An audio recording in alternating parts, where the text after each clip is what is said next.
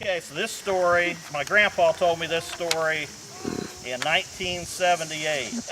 So these are 5 of Alex Porter's kids. Where was Charlie that day? Charlie's not in that picture. Probably looking for another woman. So, and we were talking about the table walking. Everett said, I never did see them raise tables. This is my grandpa Everett, the son of Jasper.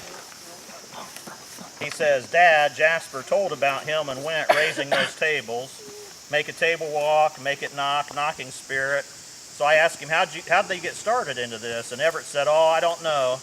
Dad said it was the work of the devil. Walter Duncan's mother, she fooled with it all the time. Way back there, you know, said he come through there on Clark Hill. They lived on Clark Hill. He came up through there one night. Dad wasn't married then. He said they was raising the table in there, having something, and a whole bunch of women. There wasn't no men in there. And he sat down right up above the kitchen, and he got him a big rock as big as his head, and he sat there. And he thought he'd knock a lick whenever the right time came. So the women, they were in there having the knocking spirit to work, you know, and they were talking to it, and it was hitting, and it was knocking a lick. And directly one of them, she said, if you're the work of the devil, knock a lick. So Dad, this would be Jasper, in the picture there, Jasper, he picked up that big rock, and he threw it down and hit the top of the roof above the kitchen. And he said those women, they just run over top of each other getting out of there, scared them all to death. He said they made that big table, him and Wint made a big table, and they broke the legs off the table.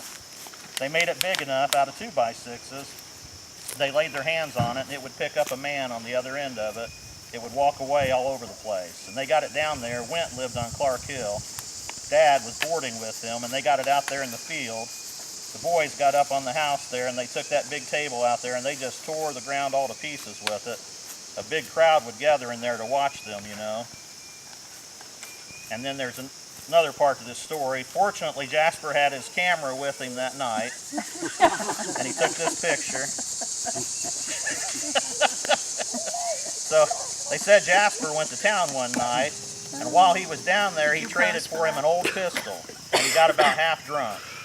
Coming back, he always sang or whistled one before he went over there at the brickyard. It was kind of dark place, though, and he sang and whistled, said he was singing, and Doug Lettingham, Wint's brother-in-law. Do you guys know anything about the Lettinghams?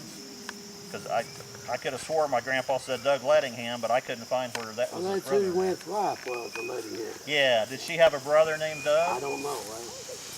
I just barely remember her. Okay. So anyway, the brother-in-law said, let's scare him to death. So they got him a sheet, and they went out from Wint's house, right where they were raising the table at, you know, and one got under one end of it, and the other one got under the other end of it, and they began to moan. So there they are. Jasper took that picture. So he got up there, and it was pretty dark. The moon was shining a little bit. He seen that old white thing. It was raising up. One under one end, one under the other end of the sheet. They was raising up, and they just went to moaning. Jasper, he shot a hole right through the middle of it. Dad said he heard Wint scream just as loud as he could scream, "This is your brother Wint, you crazy thing!" He said he just raised it up, and when he said that, he shot his pistol empty right up over their heads. And after he hollered, he seen it was Wint. When he hollered, he just kept a-shooting. Jude came out of the house just a-screaming and squalling. She was scared to death of squalling.